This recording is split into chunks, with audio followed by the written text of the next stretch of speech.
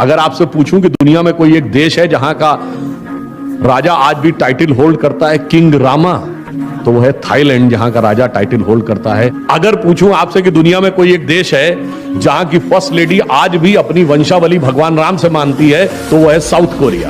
ये दुनिया में कोई एक देश है जहां के नेशनल ब्रॉडकास्टर पर पर डे रामायण आती है, तो वो है दुनिया का सबसे बड़ा मुस्लिम देश इंडोनेशिया। और अगर आप कभी बैंकॉक में जाएं और वो जो पुराना महल है राजा का, उसको देखें तो उसके चारों तरफ 256 गरुड़ बने हुए हैं। और अगर गाइड से पूछे तो गाइड जानते क्या जवाब देता है? In our belief our king is considered as incarnation of Hindu god Vishnu.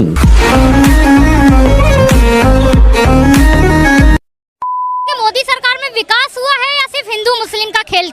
Hindu मुस्लिम का खेल खेला गया है। विकास के नाम पे कुछ नहीं हुआ? नहीं, हिंदू मुस्लिम का खेल खेला गया है, वही खेला जा रहा है। ये जो यहाँ पे दिख रहा है ना, ये हिंदू मुस्लिम ही करा जा रहा है यहाँ पे, और कुछ नहीं हो रहा। ये बुरखे को देख के ये हिंदू मुस्लिम हो रहा है। सही बात बता रही हूँ मैम, मोदी ने हिंदू मुसलमान किया है। और डंके की चोट पे कहता हूँ कि नरेंद्र मोदी ने 2014 के बाद 2024 तक हिंदू मुसलमान किया है। पहले मुसलमान होता था और अब हिंदू मुसलमान हो रहा है। कैसे कि नरेंद्र मोदी ने सारा योजनाओं में सबको फायदा पहुँचाए। नरेंद्र मोदी ने हर विकास की सुविधा में हर मुसलमान और हर हिंदू को सुविधा पहुँचाए। वक्त बोर्ड बना दिया तो हिंदू मुसलमान नहीं हो रहा था। हज पे सब्सिडी मिल रही थी तो हिंदू मुसलमान नहीं हो रहा था। वक्त बोर्ड बना दिया तो हिंदू मुसलमान नहीं हो रहा था। मदरसों को फंडिंग मिल रही थी तो हिंदू मुसलमान नहीं हो रहा था। पर भारत का प्रधानमंत्री यहाँ खड़े होकर लोकतंत्र के मंदिर में कह देता है सबका साथ सबका विकास, तो हिंदू मुसलमान हो गया। तो हम कहते हैं डंके की चोट पर कल भी होगा, आज भी होगा, परसों भी होगा। और किसी को दिक्कत है तो दिक्कत लेते रहो।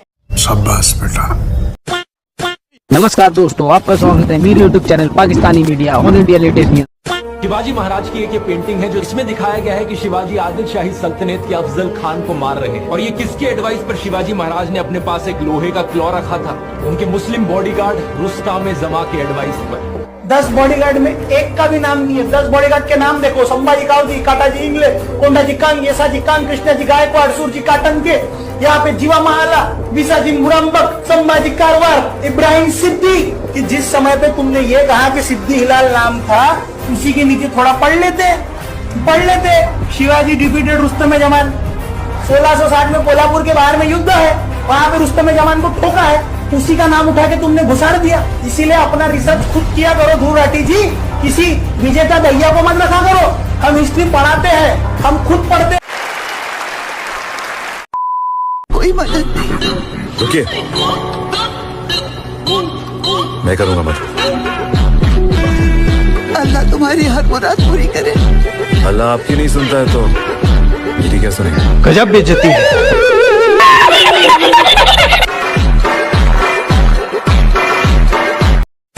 जवाब सुनना पड़ेगा। जवाब सुने जी, जवाब सुने। सुनना पड़ेगा, नहीं जवाब सुनना पड़ेगा सबको। अगर मेरा जवाब गलत है ना, पत्थर मेरे को मारो। इधर एक बात है, मेरे को पत्थर मारो। हम पठान का बच्चा है, हम है ना अपने आप को अपना जूता मारेगा। एक बात है, तो इंडिया में चले जाओ, इंडिया चले जाओ। तेरे को पता है दुश्मन है, दुश्मनी कौन तेरा बनाता है? इंडिया कभी इधर तेरे धमाका किया? इधर मेरा बात सुन, ये देख, ये क्या है?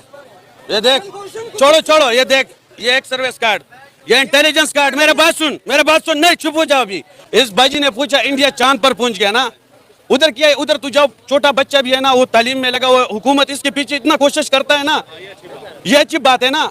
इंसानियत उधर है, पाकिस्तान में एहसास नहीं है, इंसानियत नहीं है। मुसलमान होने का तो सिर्फ हम लोग दावा करता है।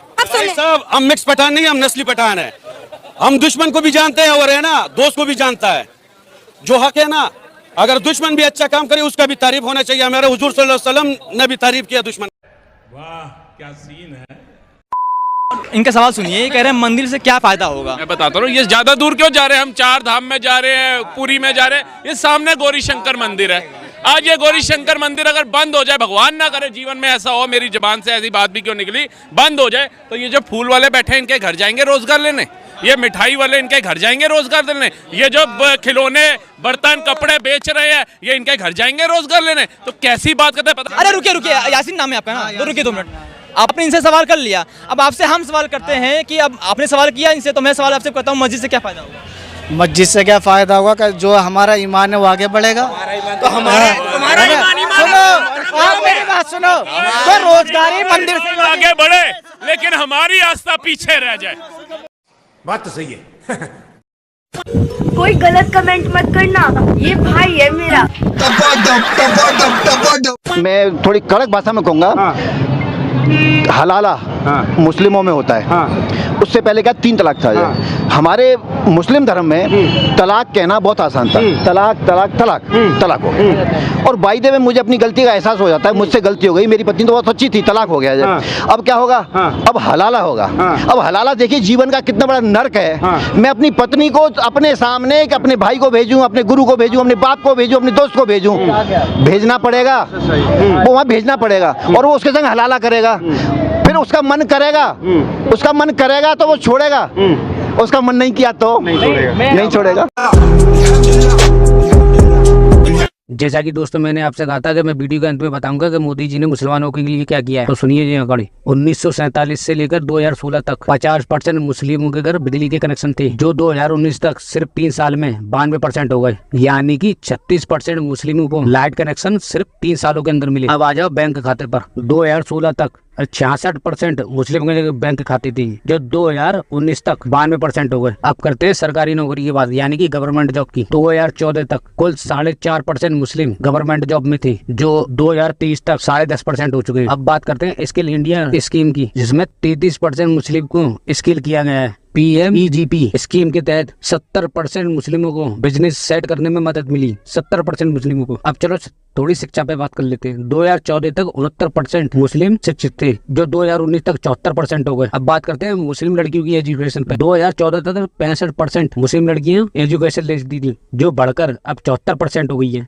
और मोदी जी ने 3 तलाक जैसे कानून भी खत्म किए। अब आ जाओ PM आवास योजना, जिस योजना के तहत गरीबों को घर मिलते हैं। इस स्कीम में 2 करोड़ 31 लाख घर बने हैं, जिसमें से 31% सिर्फ मुसलमानों को मिले, यानी कि 2 करोड़ 31 लाख जो घर बने हैं उसमें से 31% जो घर मिले वो सिर्फ मुस्लिमों को मिले। अब बात करते हैं PM किसान निधि योजना, जिसके तहत डायरेक्ट ट्रांसफर बैंक खातों में पैसे पहुँचते हैं किसानों के। 33% मुस्लिम है जिनके अकाउंट में सीधे पैसे उनके बैंक अकाउंट में पहुंचे। अब आ जाओ योजना, जिसके तहत सिलेंडर बांटे गए थे गरीब महिलाओं को। 2023 तक 9 करोड़ सिलेंडर बांटे गए, जिसमें से 37% सिर्फ मुस्लिम महिलाओं को मिले। अब आ जाओ हज यात्रा पर। 2014 तक हज यात्रा कोटा 1,36,000 तक था, जो मोदी जी ने 2024 तक बढ़ाकर 1,75,000 करवा दिया। और सुनो, पहले मुस्लिम महिलाएं बिना पुरुष के हज यात्रा नहीं कर सकती थी, फिर मोदी सरकार ने इसे भी खत्म करवा दिया। अब मुस्लिम महिलाएं बिना पुरुष के हज यात्रा कर सकती हैं, और की भी है। अब तक 4,000 महिलाएं ऐसी हैं जो बिना पुरुष के हज यात्रा कर चुकी हैं। और सुनो,